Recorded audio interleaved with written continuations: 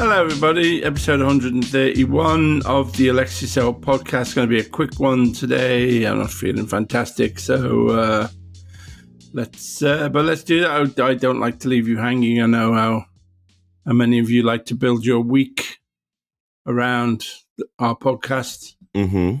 It's your week seems empty and devoid of meaning if you don't hear this podcast. So. Yeah, it's like the structural foundation of the Saylovian populations. Yeah, it's like going to church on a Sunday. Yeah, exactly, yeah. Or mosque, or synagogue. Yeah. Or Satanists meeting. Yeah, you know about Satanism, it's not really... They're like the nicest people. Are they? Yeah, Satanism's not really about killing goats and, doing evil and stuff. They're about... Right. The whole ethos is about being really nice. Right. And it's kind of an ironic church. They don't believe in any of it. They're doing it as a political statement. Okay. Right. Anyway, yeah. So hail Satan. All right.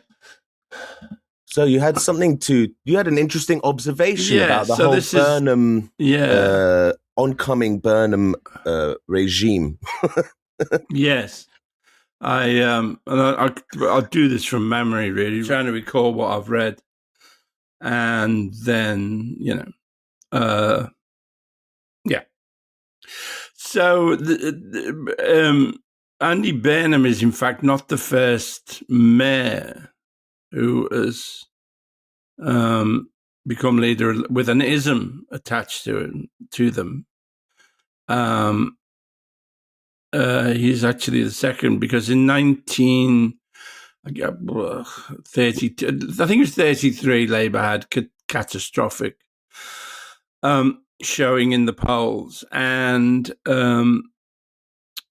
so they elected as their leader a guy called George Lansbury. George Lansbury had been the mayor of Poplar, I think, since the 20s, and he'd invented this phrase called Poplarism. Which was, which is kind of, you can kind of understand where it comes from. It was very much about, directing resources to the poor of Poplar. And he was intensely popular.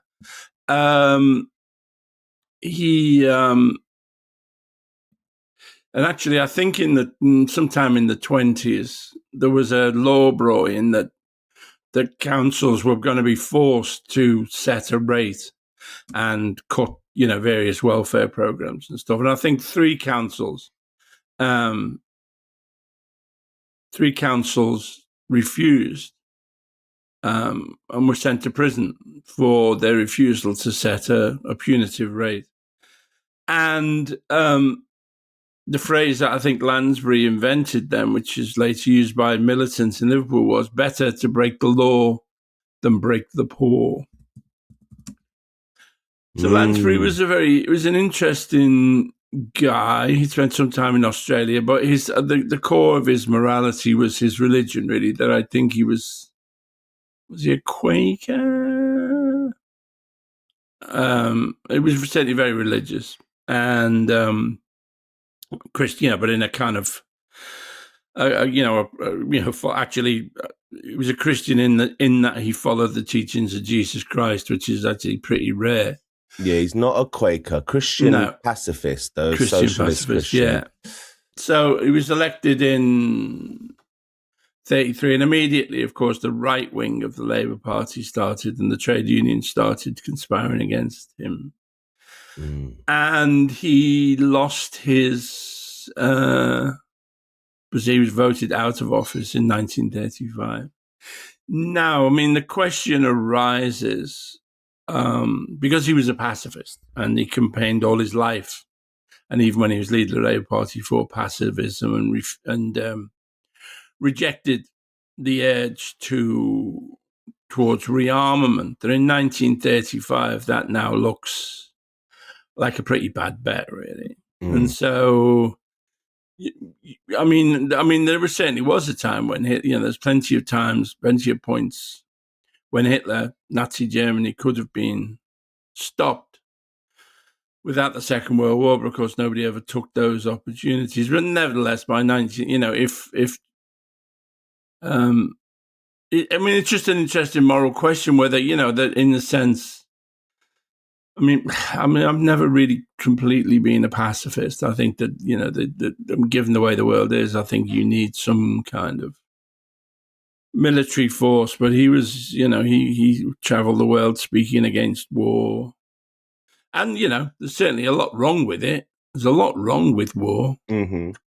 And I guess it's a matter of who's doing it to who and why and how. Yeah, well, there's the old concept of war is grotesque in a sense, but it's the kind of the world we live in.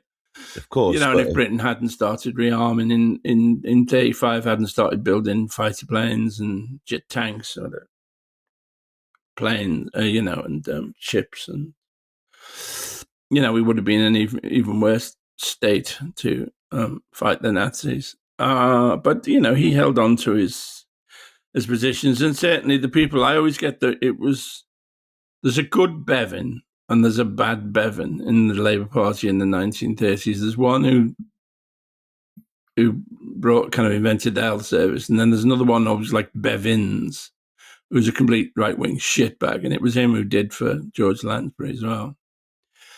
So, and it was just an interesting side note. And of course, the other thing, just as a kind of a palate cleanser or a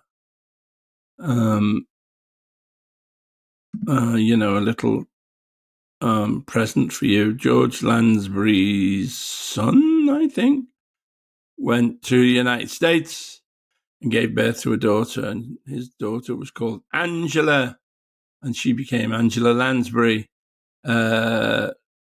Hollywood, Broadway star, and then more Murder, She Wrote. Yeah, more a star on TV than films, I think. But wow, there's Linda had quite an interesting story about Angela Lansbury, that her daughter, when they were living in Hollywood, her daughter started hanging out with this crowd of really bad people, and so Angela Lansbury moved the entire family to Ireland to get her away from the these crowd of people. And you can guess who those crowd of people were. The Manson family. Oh, shit. Yeah. So that's another. Anyway, so I just think it's interesting. Nobody seems to have picked up on it. I didn't mention it to a friend of mine just off for Radio 4, but, I just think it's interesting, really. Angela's father, George's son, is Edgar Lansbury, who was a wealthy English timber merchant, politician, and communist. Yeah. Former mayor of... He was also mayor of Poplar. That's not a Is that really? Yeah. That's weird. The Labour... Yeah. And he died of stomach cancer when Angela was 9. Right. Let me... I can verify that, but that would be a bit kind of Middle Eastern to inherit a mayorship. Mayor of Poplar. Yeah, okay. Weirdly. Yeah. Unless this is a cross-wired Google result. But just to bring it round, though, because you started by saying both George Lansbury and Andy Burnham both have isms. What's Burnham's ism? Manchesterism is what people... Really? But yeah. So what's that? Manchesterism. Well, it's not, yeah. Well, it's a kind of fairly feeble thing, really. It's not as radical as Lansbury's Poplarism. Obviously, it's about taking over control, or not necessarily ownership of like important infrastructure like trains and trams and buses. And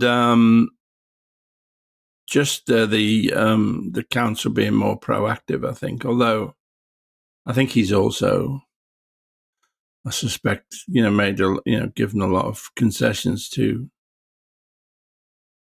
developers to build giant, looking at Manchester now, the giant kind of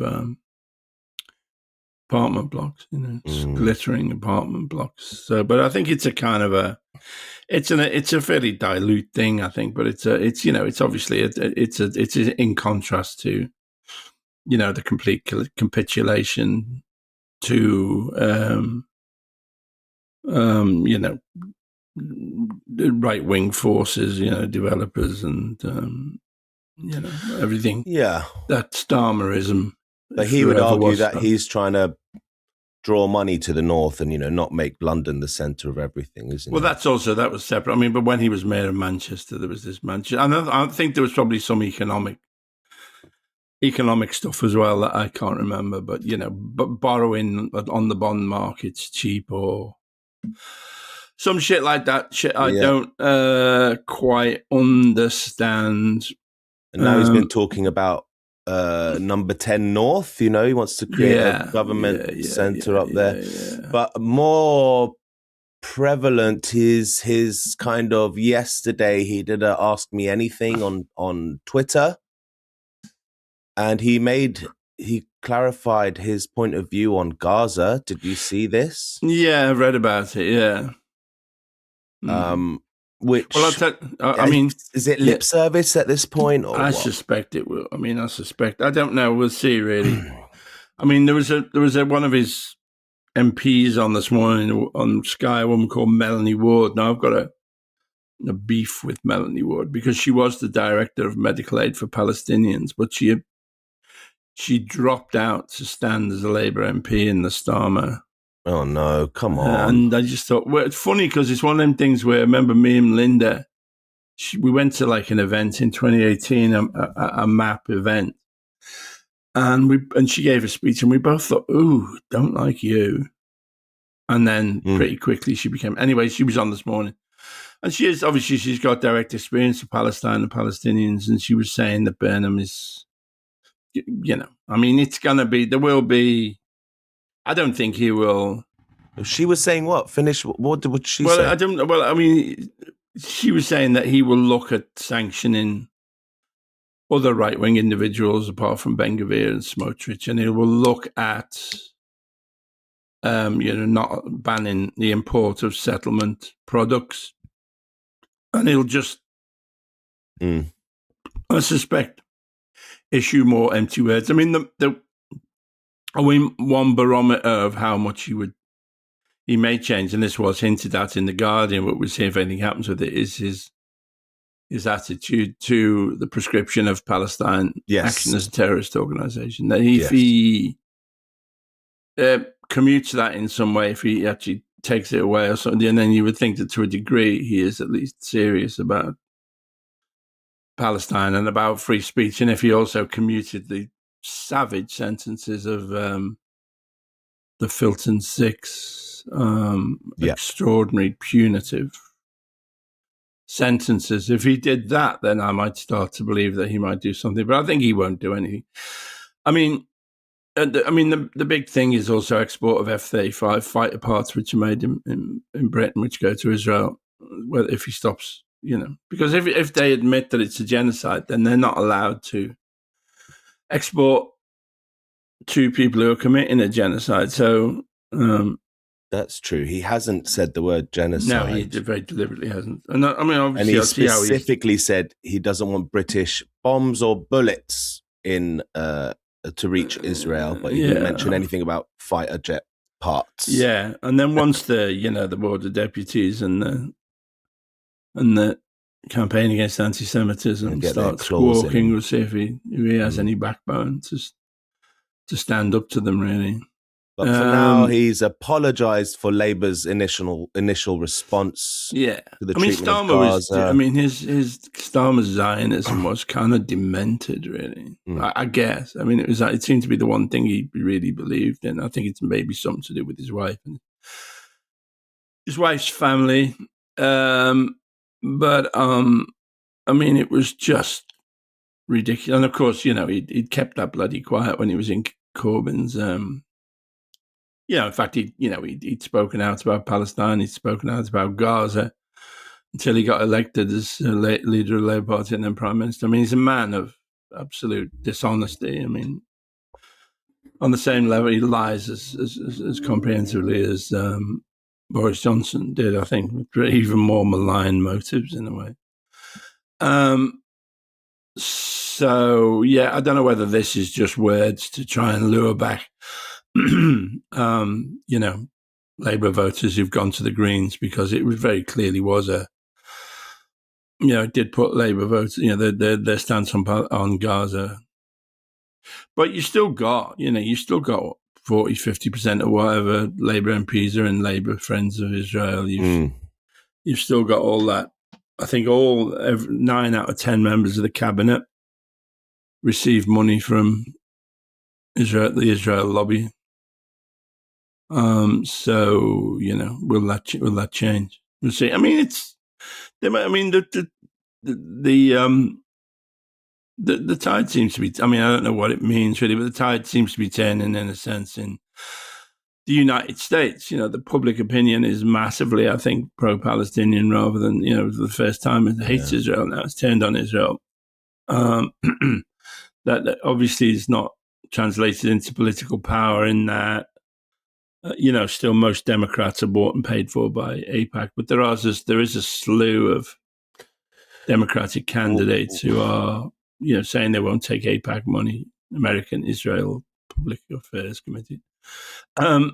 As Molly, our lovely guest last week, Molly Apple pointed out. But I think that's it at the moment. That's all we can count on, is that the language is changing, because behind closed doors, deals are still being made and support for Israel doesn't waver. And now Trump is ramping up attacks on Iran again. I don't know what he thinks he's going to achieve with that. There was a woman on a security advisor to Trump, and on the 5 o'clock with Evan Davies. And she was completely delusional, really. She said, the United States holds all the cards. The Iranians are bad faith actors. I mean, he didn't push her on any of this. Well, if you talk about bad faith actors, the United States bombed and murdered Iranians when they were in the middle of negotiations twice. So who's the bad faith actor here anyway? And she said, petrol prices have gone up like a little bit, but So, I mean, she seemed. I mean, he didn't. I don't know whether he was expecting her to be a bit more rational, but he didn't push her really, which was a failing, I think, on the part of Evan Davies. And it's helpful to the oil industry as well, isn't it? They're making more money. Well, yeah, they're making vast amounts of money.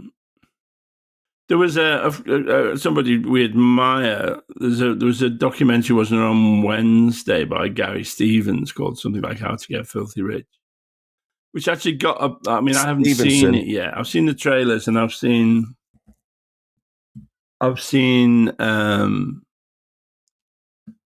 an interview. I saw a review in The Guardian, which was actually very negative about it. And I wonder about Gary Stevens. I mean, his economic proposal, 2%, which is minuscule, a 2% tax on wealth rather than earnings, income, is the baseline, really. But he lacks political analysis. I've never really seen him show any understanding of actually how politics work and who.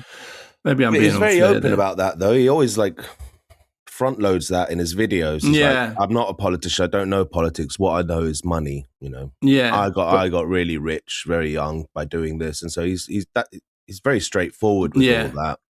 But maybe he could read up a bit, though. Now that you've got some influence. Yeah. I mean, maybe you should come on the show and we could explain the basic tenets of Marxism to him, of class war. Might help him out. Anyway, maybe the Guardian was being snotty. I don't know, but watch it, I suppose. Oh yeah, they criticize his screen presence, his ability to be a presenter. Yeah, it is. I mean, I saw him doing a podcast with the guy who presents Channel 4 News, Christian Guru, and he was actually talking. I mean, it's understandable, I suppose. He'd never made a documentary before, and he didn't understand what what one was, I think. And I think that kind of rocked him back a bit, you know. And it is, you know, he said you stand around for hours in the cold and then you talk to somebody for 4 hours and you get 5 minutes. Well, yeah, that is how documentaries are made, unfortunately. But I suppose if you don't know that, if you're not come from that world, then that in itself is going to be a shock. And I wonder if that, you know, threw him, really. Hey, recently on Sky, there was a documentary called Rick Mayall, Magnificent Bastard. Mm-hmm. Did you get asked to be on it? I can't remember, to be honest. I think probably, I don't know if I was asked to be on it. Or, I was shocked to see you weren't on it. I guess, yeah. I mean, I'm sort of reluctant. I mean, I'm sort of reluctant to talk about Rick, really. It's, you know, I only knew him for those kind of 5 intense years. And I mean, by their nature, documentaries like that are hagiography. Hagiography means a kind of a stories of the saints, hagiographs. And so they really just talk about that he was brilliant all the time. Yeah. And he was brilliant a lot of the time, but he wasn't brilliant all the time. And I think that it would be more honest. You know, I mean, I'll tell the story years ago. I was asked to do, like, very early on a documentary about one of those Constant Clips documentaries about Tommy Cooper. I said, yeah, I'll go along. Yeah. So I went along and I told them I didn't like Tommy Cooper. I thought it was crap. But I genuinely thought they'd kind of like the balance, you know. Of course, that's not what was required at all. I can imagine all their jaws dropping on set. Yeah. So they wrapped up in 5 minutes and said, thank you, Alexei. Something like that, yeah. Fuck me. Yeah. It does seem very hyperbolic, just people going up there and just praising and sanctifying them. Yeah, you're right. Yeah, he was. I mean, you know, people loved him, and he was a complicated, but this individual, and I don't think that kind of show really can communicate that. I think it's always dishonest, and the people on it are people who are not always completely. I think are inclined to, you know, to sanitize the truth. I mean, Stephen Fry and Ben Elton and people like that. You know, they don't. Well, they also know what the show is like. It's made for the masses, the people who love Rick Mayall because of what they've meant to him, because they've only seen the best of him, what he has on screen and things they grew up with. It means so much to them that this incredibly funny figure they grew up with, and they don't want to hear someone talking about his private life. And oh no, it wasn't just his private life, but he could, you know, there was the odd misstep there, and it was sure, yeah, it was just rose tinted, isn't it? Yeah. So I probably declined to go on it because of that, really. Well, the Guardian reviewer, which gave Gary Stevenson's show 2 stars, gave the Rick Mayall show 4 stars. Really? I mean, is it Lucy Mangan? Yeah. I mean, she's a fucking idiot. I shouldn't say that. The Guardian's reviewing my book. Hopefully not her. No, not her. One of her rivals, hopefully. Make sure she doesn't get sent it.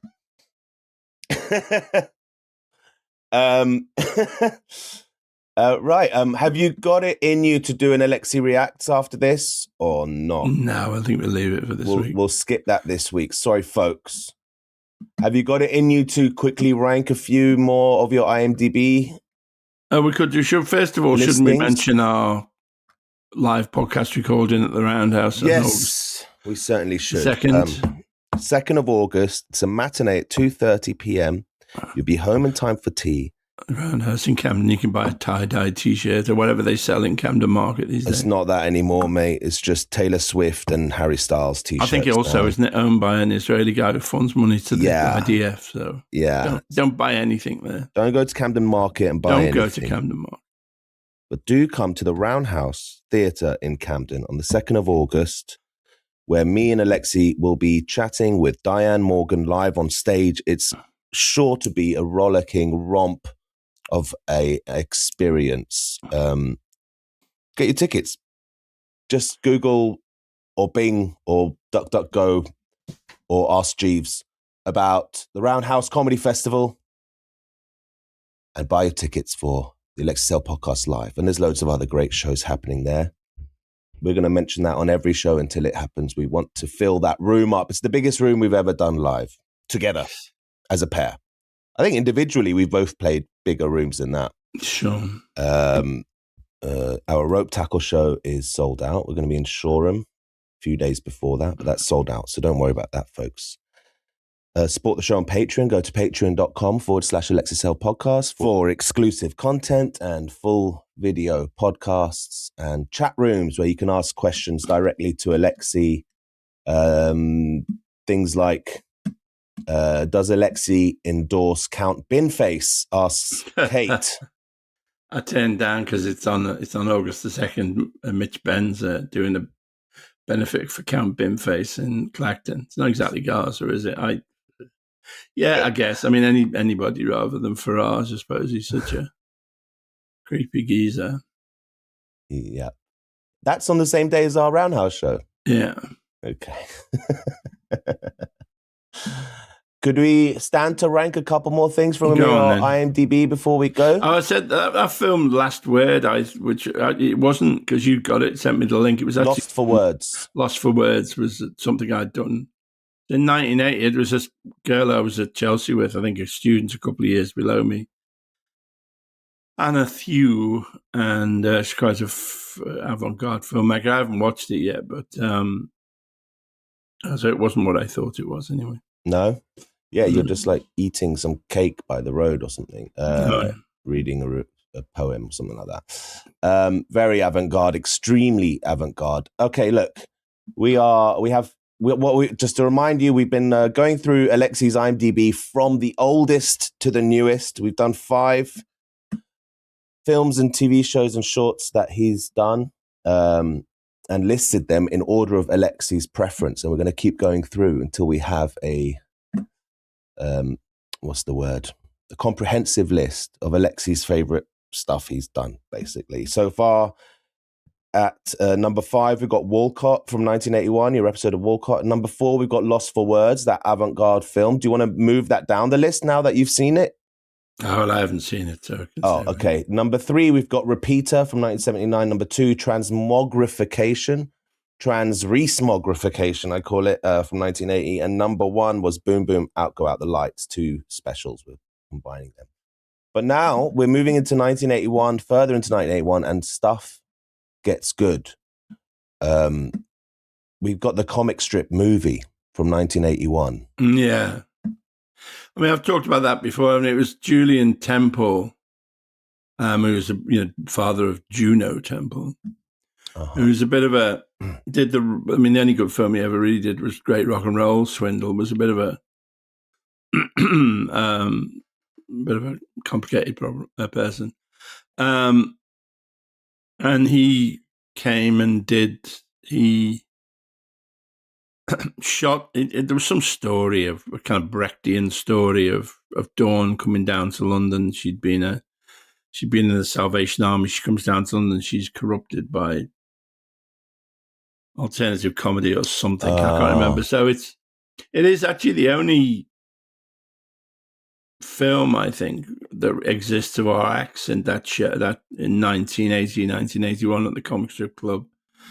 But because he filled the audience with extras who, just didn't react in a normal way, that all the performances are slightly off, I think. Yeah. Mine certainly is. That was done today. They would have cameras in the real club exactly, and then film all the narrative stuff separately, isn't it? Yeah. Yeah, so it doesn't work. I think after that, Peter also decided he wanted to take control of things, really, because Julian Temple didn't really get it. Right. So where would you put that on our list? Sounds probably like last at the moment. Yeah. Worse than I put it in the Walcott. middle. I don't care. Well, better or Well, it's worse good, than... isn't it? It's a historical document. Yeah. It's worth. Surely it's better than transmogrification. I don't know. I haven't watched that either. I've got, but that's, I love the director, Henry Smog, the director of Transmogrification. I love. All right. Better than Repeater? Probably. I mean, I don't know. I'm fond of Chris Munger as well, really. Okay. Better than Lost for Words? Yeah, yeah. Okay, it's coming in at number 4. I think this taxonomy is pretty pointless, but yeah. No, it's not pointless. It's meaningful, and also it's a great tool to just hear your memories of these things. We'll do one more. Whoops Apocalypse comes in 1982. 4 episodes. It's the TV series of Whoops Apocalypse. Actually, I should tell this story very quickly. That Robin Williams used to turn up and do like an hour at the comic strip. Yeah. And actually, wasn't that at the comedy store? No, the comic strip. Okay. The comedy store and then the comic strip. Right. Actually, it couldn't have been the Julian Temple film because there was a proper audience in. Actually, forget that story. I'll tell it another time. Okay, vague reference to Robin Williams. That'll get some listeners in. Whoops Apocalypse, the TV series. Yeah, I mean, two writers who are still very dear friends of mine, David Rennick and Andrew Marshall. It was a sitcom, went out on LWT, which at the weekends, there was regional broadcasters in those days in the 80s. So yes, London, West. The Northwest was Granada. Yorkshire TV, Tyne Tees. LWT stand for London Weekend Television. So at the weekend, everything was provided by a completely different company, which was London Weekend Television. Wow! And they had a very interesting, artistic policy. So this is Whoops Apocalypse, which I think it went out about 10 on a Sunday night. It's a sitcom about, it's quite surreal, quite broad, but it's about essentially a nuclear war. How we get to that point, really. So, yeah, and David and Andrew had been down to the comedy store, and they'd liked what they saw of me, and then we'd become friends then. And so they asked me to be in Whoops Apocalypse, which I was happy to do. Commissar Solzhenitsyn. No relation, yeah. And 8 years later, we went on to write Alexei Sayle's stuff together. Ah. Wow, the seedlings of greatness. 7.3 out of 10 on IMDb. Where do you rank it, Lex? I don't know. I don't know. Well, surely you sounds like you prefer it to the comic strip. Comic strip movie? Yeah. What about Boom Boom Out Goes the Lights? I think it's you're not really comparing like with like. You know what I mean? But where does it sit different in things. your heart? You're not. Don't be a critic here. Just your fondness above Boom Boom Out Goes the Lights. We really need to figure out the science behind this so that you can just more easily rank these things. We'll have a meeting. We're going to call a meeting about it, but for now we're going to call it there. Okay. Mm-hmm. I'm putting Boom Boom Go Whoops Apocalypse 1982 TV series at the top of this chart. And second place, Boom Boom Out Go the Lights. Third place, Transmogrification. Repeater, Comic Strip, Lost for Words, and Walcott at the bottom. I wonder if anything will ever take over Walcott as bottom place. Save file. Alexei Sayle and listeners at home, I wish you a very pleasant week. I wish you good health, Alexei. Hope you feel better. Thank you. All right. Bye-bye, everybody. Bye-bye.